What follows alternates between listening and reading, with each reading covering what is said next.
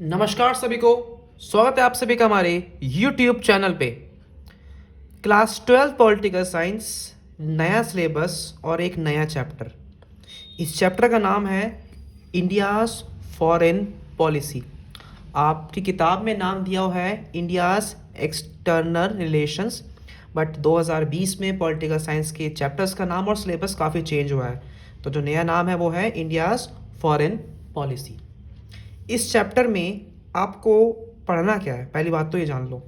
इस चैप्टर में आपको पढ़ना है भारत के रिश्ते, यानी कि भारत की विदेश नीति, भारत के रिश्ते, भारत की विदेश नीति। फॉर एग्जांपल इंडिया और यूएस, इंडिया और यूएसएसआर, इज़राइल, ये सब चीज़ें आपको इस चैप्टर में पढ़नी है। चैप्टर बहुत इम्पॉर्टेंट है क्योंकि काफ़ी चीज़ें इसमें ऐड हुई हैं। ठीक है ना, पहले वाला चैप्टर जो था आपका किताब का वो ही नहीं है, चीज़ें बहुत सी। ओके, पहले सिर्फ नाम क्या नाम था, पहले सिर्फ नाम था इंडियाज़ एक्सटर्नल रिलेशंस। अब नाम क्या है, अब नाम है इंडियाज़ फॉरेन पॉलिसी। ठीक है। सो अब पता ही होगा आपको यार कि बहुत पेपर थोड़ा सा डिफिकल्ट आने वाला है। आप अब इस साल से थोड़ा सा उसको हम लोग थोड़ा सा चैप्टर को डीप जाएंगे ज़रा। सो अगर हम इंडिया की बात करते हैं, सबसे पहले तो आप जान लो इंडिया को, इंडिया फॉरेन पॉलिसी में सबसे पहले आप इंडिया को जान लो और थोड़ा सा इंट्रो पढ़ लो। तो इंट्रो में क्या आता है आपका कि India was born in a very trying and challenging international context. Bharat को इंडिपेंडेंस मिली थी 1947 में, और वो समय बहुत ही चैलेंजिंग था। क्यों? क्योंकि सेकेंड वर्ल्ड वॉर जस्ट 2 साल पहले ख़त्म हुआ था। पूरे वर्ल्ड में तबाही फैली हुई थी, लोग अपनी इकोनॉमी को रिवाइव कर रहे थे। अगर आपने पढ़ा होगा मार्शल प्लान तो पता होगा आपको कैसे यूरोप जैसे बड़े बड़े कॉन्टिनेंट्स भी रिवाइव कर रहे थे अपने आप को। ठीक है। The world had witness a devastating war, बहुत तगड़ा सेकेंड वर्ल्ड वॉर हुआ था। And grappling with issues of reconstruction, यानी कि जो आपके झगड़े हुए थे, झगड़ों के बाद जो कहते हैं रिकवरी, भरपाई उस समय चालू थी, आपकी चल रही थी। Yet another attempt to establish an international body was under way. पूरे वर्ल्ड में एक नया, एक कहते हैं ना, एक नया वर्ल्ड बनाने की तैयारी चल रही थी, जिसमें आपके झगड़े ना हो, जिसमें आपके कन्फ्लिक्ट्स ना हो आपके। The collapse, many new countries was emerging as a result of collapse of colonialism।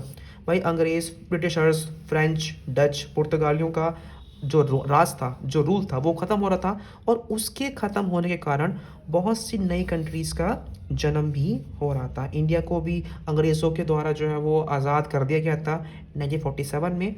उसी के साथ साथ और भी कंट्रीज़ जिनको अब इंडिपेंडेंस मिल रही थी। Most new nations were trying to come to terms with the twin challenges. जितनी भी कंट्रीज़ को इंडिपेंडेंस मिल रही थी, उन कंट्रीज़ के सामने तो सबसे बड़ी बात थी वो क्या थी, वो थी एक तो वेलफेयर करना, यानी कि जनता की भलाई करना, अपने देश जनता की भलाई करना, और डेमोक्रेसी को इस्टेब्लिश करना, लोकतंत्र की स्थापना करना। एक बहुत बड़ी बात थी किसके लिए, हर एक इंडिपेंडेंट कंट्री के लिए। आपको ये, हम अगर अपने इंडिया की बात करें तो भारत, आज़ाद भारत की जो थी फॉरेन पॉलिसी, उसमें हर मोस्टली कंसर्न था।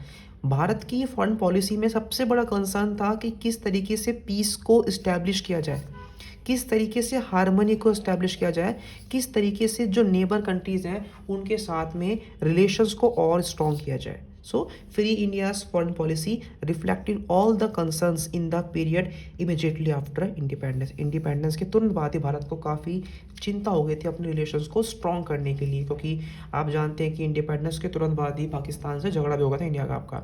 Apart from these factors eight global level, India had its own share of concern. देखो, भारत एक ऐसी कंट्री थी जिसको एक्सटर्नली और इंटरनली दोनों मुद्दे सॉल्व करने थे।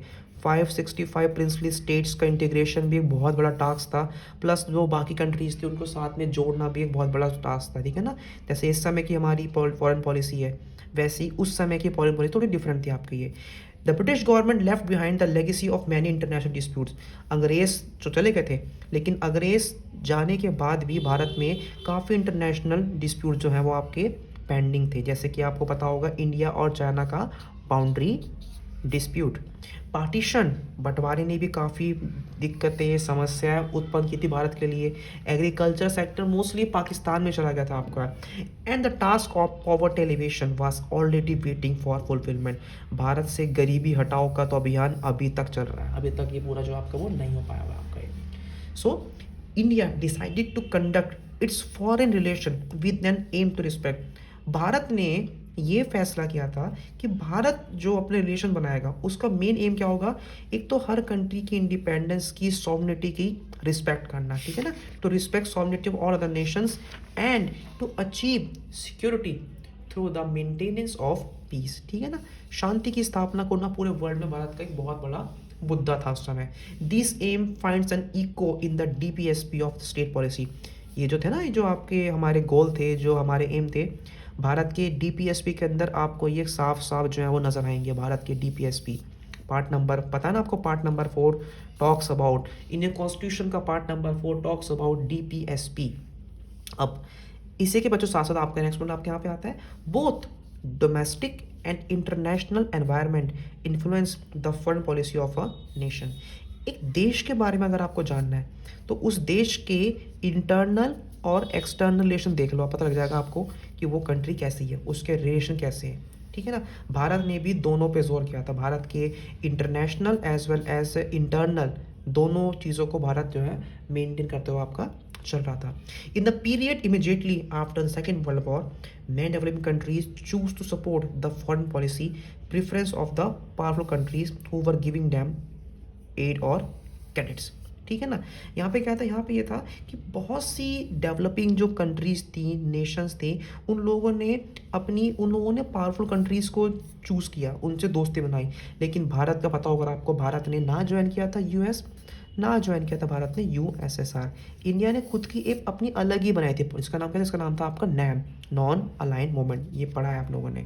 This resulted in the division of countries of the world into 2 clear camps. जैसा मैंने बताया आपको कि हर कंट्री अपनी आइडियोलॉजी को लेकर चल रही थी और पूरा वर्ल्ड 2 पार्ट्स में डिवाइड हो गया था। कौन कौन से थे, एक था यूएस और एक था सोवियत यूनियन, ठीक है। सो ये जस्ट एक इंट्रो है, ये चैप्टर का इंट्रो है। मैंने बोला ना सिलेबस चेंज हुआ है, तो जब सिलेबस चेंज हुआ है तो आपको ये चीज़ें जो है वो पता होनी चाहिए। आपको बेसिक नहीं पढ़ोगे तो कुछ फ़ायदा नहीं है आपको पढ़ने का, ऊपर ऊपर से कराने का फ़ायदे चैप्टर को आपको।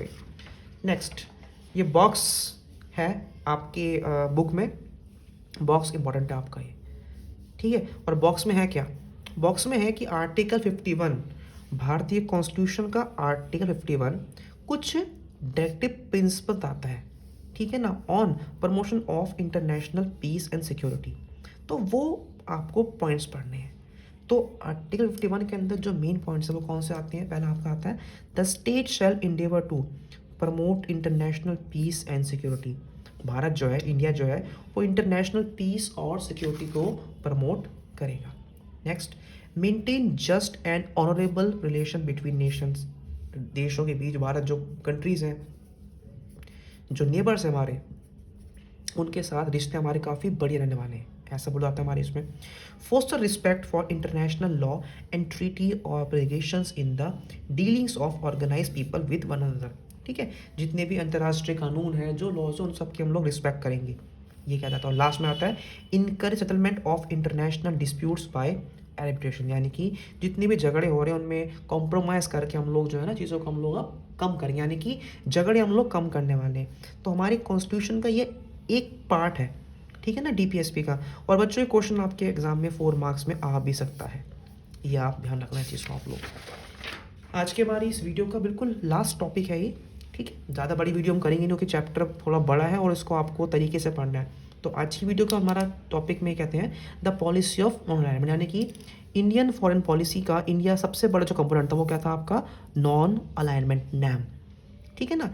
तो देखो भारत का जो मोमेंट था, जो भारत का इंडियन नेशनल मूवमेंट था, वो कोई अनोखा प्रोसेस नहीं था, अकेला नहीं था, ये एक पार्ट था पूरे वर्ल्ड में जो कॉलोनिज्म था, जो अंग्रेज कर रहे थे, जो इम्पीरियलिज्म फैला रहे थे अपना, उसके खिलाफ एक स्ट्रगल चल रहा था और भारत का इंडियन नेशनल मूवमेंट भी एक उसका पार्ट था।